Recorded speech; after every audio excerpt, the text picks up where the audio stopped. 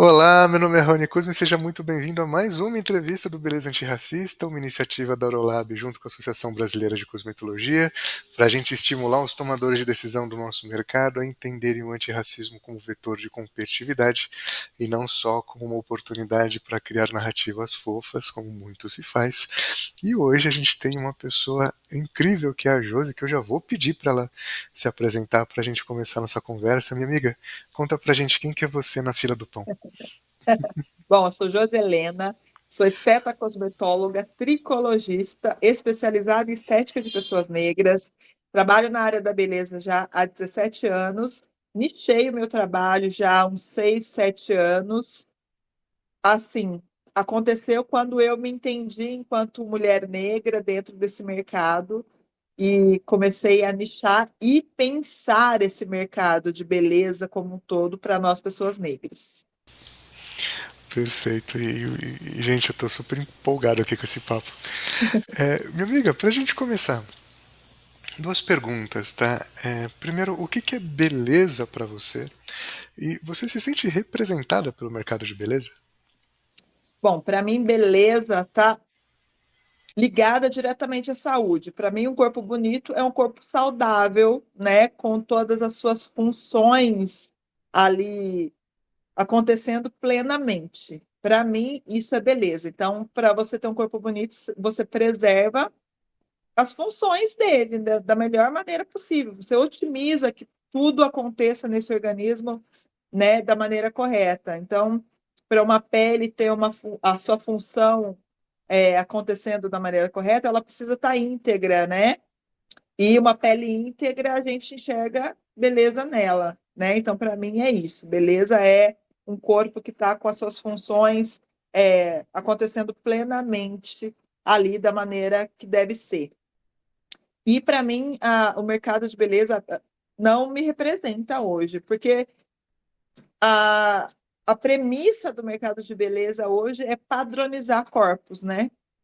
E nem sempre padronizar corpos está ligado ao que eu citei antes, que é beleza para mim, que é a funcionalidade, né, desse organismo funcionando plenamente. Né? O que a gente vê muito no mercado da beleza hoje é adequação a um padrão, e isso para mim não é beleza. Perfeito. E, minha amiga, uma das coisas que a gente conversou e eu achei muito interessante, queria muito pedir para você poder conversar com a gente sobre, que é a relação do procedimento estético e o quão racista é um procedimento estético dentro dessa padronização que você falou. Fala pra gente um pouquinho desse ponto que eu achei extremamente interessante. Bom, assim, quando eu aponto para as pessoas que a grande maioria dos procedimentos estéticos são racistas, as pessoas levam um susto primeiro, né? Como assim? Mas vocês veem racismo em tudo.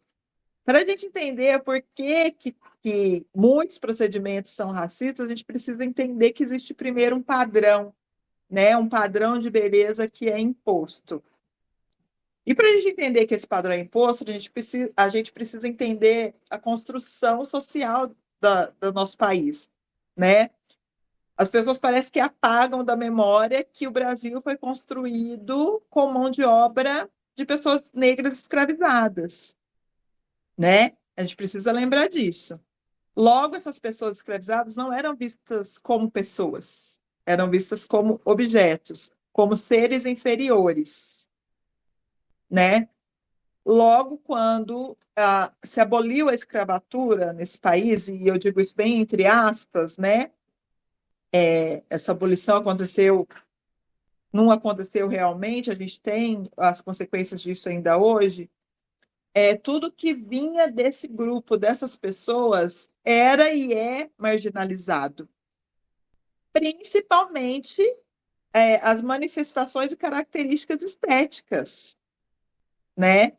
Por quê? Porque eram essas características que nos diferenciavam do grupo opressor e dominante, né? Então, para justificar essa escravização, eles precisavam provar que eram superiores de alguma maneira. O que a gente tinha de diferente? A nossa estética, a cor da nossa pele, o formato dos nossos olhos, do nariz, da boca, o formato do cabelo. Então, pegaram essas características diferentes para justificar que eram superiores e que essas características, né, eram a prova de que éramos inferiores, certo?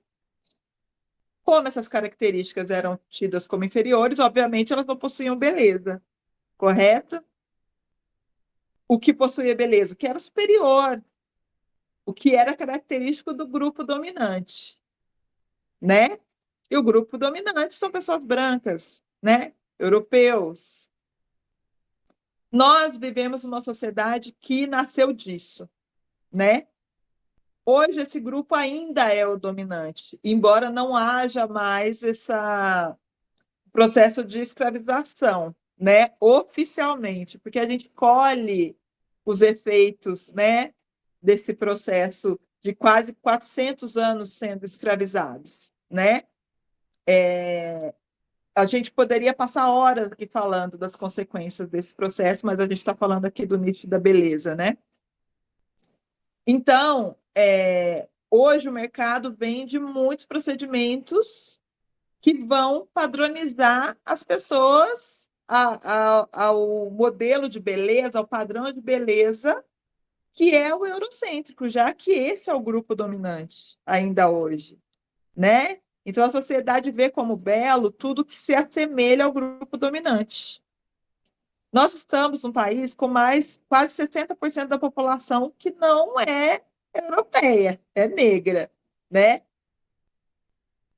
Imagina, é muita gente, né, para esse mercado vender procedimento para essas pessoas se padronizarem ao padrão vigente de beleza. Logo, se eu estou vendendo procedimentos que é para deixar todo mundo parecido com o europeu, e eu sei que 60% da população não se parece com o europeu, obviamente que esses procedimentos vão ser racistas, porque eles visam apagar características, né, que vão identificar nossa Bom ponto. etnia, que foi subjugada, para a gente ficar parecido com o padrão vigente imposto de beleza, que é o eurocêntrico. Então, você tendo esse raciocínio, fica muito claro por que 90% dos procedimentos estéticos praticados hoje são racistas, certo? A gente tem aí desde alisamentos do cabelo, que é para deixar a forma desse cabelo parecida com o que é o do europeu, até micropigmentação labial em pessoas negras que naturalmente possuem uma hiperpigmentação no contorno desse lábio. A gente vê aí procedimentos que visam neutralizar essa hiperpigmentação e deixar esse lábio rosado, quando o lábio rosado é uma característica natural de pessoas brancas, não de pessoas negras. Mas aí esse procedimento é vendido como algo que vai corrigir um defeito, sendo que características naturais nunca serão defeitos, né? São características naturais. Então, se a gente vê por esse ponto de vista antropológico, social, a gente entende por que, que a gente tem muitos procedimentos estéticos praticados hoje que eu considero racistas. Você tocou num ponto que eu acho muito legal, porque fica cada vez mais claro que, assim, dentro de um país que estruturalmente é racista, é, o mercado é o espelho fidedigno desse Sim, processo. Aí eu queria te fazer uma pergunta. Porque essa relação da objetificação a gente sente muito hoje, né? Então, assim, se contentem com a cota de comunicação, ponto, acabou, uhum, e é isso. Nunca nível estratégico, sempre nível de gerência e operação, quando a gente pensa em mercado e cultura organizacional. Você acredita que essa relação dessa visão escravocrata que você passou, que eu acho muito importante, hoje existiu uma transformação ou apenas existe uma releitura é, com, com amparo legal? Né? Mas ainda assim é essa grande objetificação e essa diminuição dessa dignidade que é natural de qualquer ser humano. Porque isso que você colocou é muito importante, né? É tirar defeitos que no final das contas não são defeitos, são apenas características, mas são considerados defeitos porque fogem do padrão. que é Uhum. o dominante, que no final das contas é um template que se acha no Canva, né? Que não tem absolutamente Exatamente. nada de genuíno. Então, como é que você enxerga essa bagunça que eu te perguntei agora?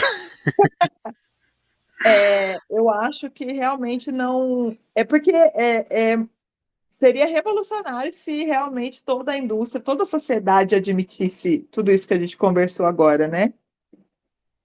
Mas seria assim, quebrar todas as estruturas e construir tudo de novo, né? Quem tá disposto a pagar o preço, né? A indústria da beleza, com certeza não, porque do jeito que tá, ela lucra muito, né? Ela lucra muito. Então, para quem é interessante que essa conversa aqui realmente ganhe mais espaço e chegue aonde ela precisa chegar, né? Não sei até que ponto é interessante para essas empresas. Na verdade, eu sei que não é interessante, porque eles estão ganhando dinheiro assim, né? Mas a gente sabe que diversidade é algo que está assim em pauta, né? Em todos os setores, em todos os mercados da beleza, então, mas ainda é tratado de maneira muito superficial, né? Muito superficial. Porque por isso que eu te falei, se for a fundo, vão ter que fazer mudanças muito grandes, né? E que vão gerar Exato. certos prejuízos a princípio, né? E quem está disposto a fazer isso? É aí que está, né? Porque é muita gente se beneficiando da maneira que está hoje, sabe? Então, eu acho que nossa, tem tanta coisa ainda para acontecer, para mudar, né? É, a gente está no início, sabe? No início. Pois é, e é triste, né? Porque de fato mudança é mudança. Né? E mudança tem início, meio e fim. Uma outra mudança que vai vir depois da primeira que a gente fez. Então é um ciclo que a gente precisa criar, né? Mas Sim, precisa criar. Acho que esse é um ponto importante. Ainda a gente sente com que o mercado não certeza. tem essa maturidade de dar o primeiro passo. Para além do resíduo da cota de comunicação. Isso é um ponto importante. Sim, E Josi, uma coisa que eu queria te perguntar, acho que até pegando um pouco da tua experiência, tanto como na relação do scalp, da relação da estética, uma das coisas que a gente escuta muito, né, e isso é trágico, mas é a realidade do mercado, que não vou fazer produto para o campo estético, para a pele negra, porque a brasileira não consome. Como é que você poderia responder a uma pessoa divina que fala que tem um argumento desse, mas que demonstrando de fato assim, existe demanda no campo estético para o ambiente da beleza negra? existe muito, existe demais. Mas o mercado precisa entender que esse é um público que tem muitas questões, né? E muitos traumas, porque são tantos relatos de pessoas negras que buscam esses serviços estéticos, desde serviços mesmo até cosméticos, e que têm experiências traumáticas, sabe? Então, não é simplesmente só fazer um produto e colocar na gôndola, esperar que esse público vá comprar. Não é assim, né? Precisa ser construído toda uma história, né, de relação dessa marca, desse produto com esse cliente, né? Desde mostrar para ele que ele merece esse produto, que esse produto foi feito especialmente para ele, e que a pele, que o cabelo, que o corpo dele precisa desse cuidado também, porque o que a gente ouviu a vida inteira é que a gente é muito forte, aí eu entro já, porque para mim estética é saúde, e a gente vê aí experiências da população negra desastrosas, né? Onde a gente é negligenciado de maneira absurda, né? Então, imagina, se é um povo que está acostumado a ouvir e ver e sentir na pele que ele não é digno nem dos cuidados mais básicos, como receber uma anestesia, porque está com dor dentro do ambiente hospitalar, que é isso que acontece com mulheres negras que vão parir, por exemplo, porque, ai, não precisa, mulher negra é forte, né? Como é que você mostra para essa população que, olha, sua pele é maravilhosa sim, a melanina protege mais do sol, mas ainda assim você precisa hidratar a sua pele para ela executar a função dela plenamente. Você precisa reforçar essa proteção natural com o fotoprotetor, né? A gente precisa derrubar essa narrativa que foi imposta para a gente desde sempre, de que a gente não precisa de nada, que está tudo bem assim. A gente precisa do remédio para dor, porque a gente é forte, a gente não precisa de fotoprotetor, porque a gente já tem mais melanina, sabe? Então, a própria indústria da beleza reforçou essa narrativa a vida toda, né? Desde dos profissionais da área da beleza, né, que nunca se empenharam em aprender mesmo os procedimentos, ou desenvolver procedimentos, né, ou desenvolver produtos para a nossa pele, né? Até a indústria mesmo, né, de enxergar essas pessoas como consumidoras, né? Então, assim, é um trabalho que esse mercado todo precisa fazer, não é só criar um produto e colocar na gôndola, porque eu entendo que, mesmo a vida inteira, o público-alvo sendo pessoas brancas, ainda assim esse mercado se esforça muito para vender para essas pessoas. Por que que para a pessoa negra é só jogar lá na gôndola e esperar que a gente vá comprar, sem o mínimo de esforço? Porque parece que estão fazendo um favor para a gente, né? Aí eu fiz lá, coloquei, não vendeu, então eu não vou fazer mais. Opa, mas se a pessoa cria um produto, coloca na gôndola para um público branco e esse público não compra, essa empresa vai querer entender por que esse público não está comprando e vai se esforçar para fazer esse público comprar, não é? Então tem que ser a mesma coisa com a gente também. E é muito interessante como o esforço que existe, principalmente na era digital, né, que tudo é metrificável para entender tudo do porquê do hábito de converter ou não converter, de depois fazer o ciclo novamente, e é exatamente isso que você falou. Então, por que com a gente é sempre tentei, não consegui, paciência, É, uhum, né? E, exatamente. minha amiga, caminhando para o final, assim, com um pesar muito grande, queria te fazer duas perguntas, tá? Duas gentilezas eu queria te pedir. Primeiro, que dica você daria para uma pessoa que fala, cara, adorei o que eu vi e eu quero ser a Josi quando eu crescer?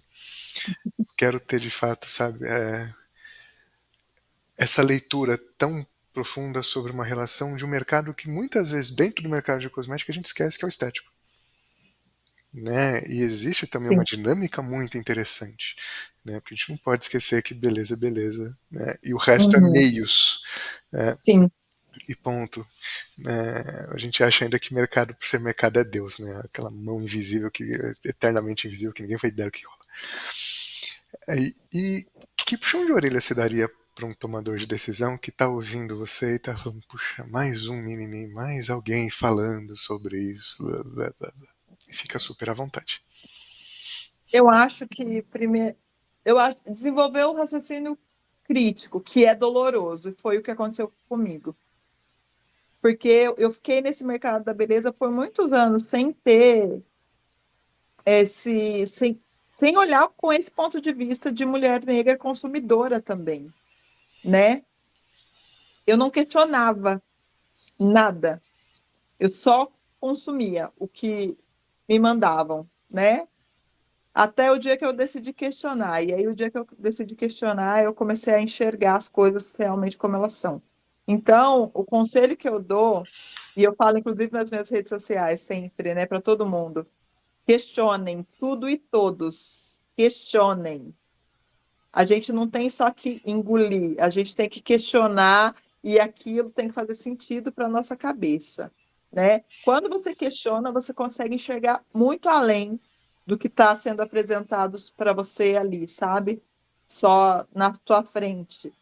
Então, é o conselho que eu dou para todo mundo, para o mercado que está no mercado da beleza, para quem está fora, questionem tudo e todos, né? E esse exercício me fez desenvolver um raciocínio crítico muito apurado, que eu desenvolvo diariamente, né? E eu acho que todo profissional tinha que ser assim, né? No caso de nós profissionais negros, dentro do mercado da beleza, mais ainda, né? Então, questionem. Perfeito. E o puxão de orelha? Bom, puxão de orelha é esse, não questionar, né? Não questionar. Tem que questionar. Eu vejo muitos profissionais dessa área só reproduzindo coisas, né? Eu, como estudiosa, pesquisadora, eu tento abordar de vários pontos de vista e estudo muito para além do que eu pratico de fato, né? E eu vou dar um exemplo aqui. Eu fiz um curso de consultoria de imagem, né? E eu fiz primeiro um curso assim genérico e depois eu fiz um curso específico para pessoas negras, né, de consultoria de imagem. E o que eu vejo, mesmo consultoras que são especializadas em consultoria de imagem para pessoas negras, elas não questionam nem as técnicas, né, e nem os métodos que elas utilizam. Elas só replicam algo que alguém criou, né, no trabalho delas. E isso também é ruim, sabe? Porque muitas coisas que a gente pratica não fazem o menor sentido. Mas você pratica porque alguém criou e falou que era assim, e você está replicando, sabe? Então, assim, dentro da consultoria de imagem foi onde isso mais pegou para mim, porque eu vi mulheres negras replicando: olha, se você quer ter uma imagem de força e maturidade, você não pode ter o cacho pequeno, porque o cachinho pequeno remete à pureza infantil. E Nossa. eu, gente, de onde vocês tiraram isso? Ah, do livro do fulano de tal, visagista, que criou. Falei, tá, mas vamos questionar por que ele falou isso? Da onde que ele tirou isso? E isso de fato faz sentido, porque eu sou uma mulher negra de 42 anos, crespíssima, e meu cabelo forma, né, ondulações muito pequenas. Então, mesmo eu tendo 1,82 de altura, pele retinta, né, falar alto, gesticular muito, por conta do cacho do meu cabelo, vão achar que eu sou infantilizada, né? Então, assim, questionem, gente. Não existe verdade absoluta em nada, nada é engessado. A gente precisa questionar. Então, o meu conselho é questionar, o meu puxão de orelha é para quem não questiona. Questionem. Perfeito. E a última pergunta, minha amiga, pra gente fechar. Por que os seus ancestrais se orgulham de você? Eles se orgulham porque eu questiono e não aceito que imponham para mim algo que não me pertence, né? Eu questiono em busca de quem eu sou de verdade, né? E o que eu sou de verdade é o que eles são e foram e são, né? Para que eu estivesse aqui hoje, né? Eu acho que é isso que faz com que os meus ancestrais se orgulhem. Perfeito, perfeito. Não só eles, mas né, nós e muitos outros, de certo, também. Muito orgulho de você, minha amiga. Então, Josi, primeiro queria te agradecer e saber se você gostou, porque foi uma aula incrível.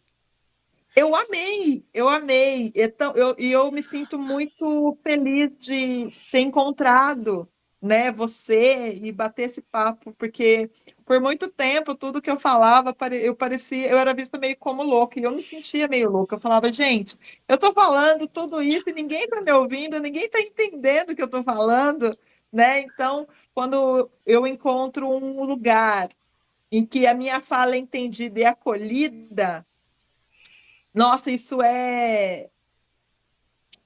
Não sei nem te explicar, sabe? Porque parece que finalmente eu encontrei um lugar. Não, eu não tô louca, eu tô. Faz sentido o que eu tô falando, o que eu tô fazendo, meu trabalho não está sendo em vão. Então, eu agradeço muito, viu? De verdade. A gente que agradece, meu, e ter você nessa jornada e tenha certeza que esse é o seu espaço. E você está sempre Ah, mais do obrigada. que muito convidada para estar com a gente, porque você faz parte desse processo. Então, Ah, obrigada. Obrigada mesmo. queria te agradecer muito e agradecer também você que ficou até o final dessa entrevista. E muito em breve, mais entrevistas incríveis como essa para vocês. Até já!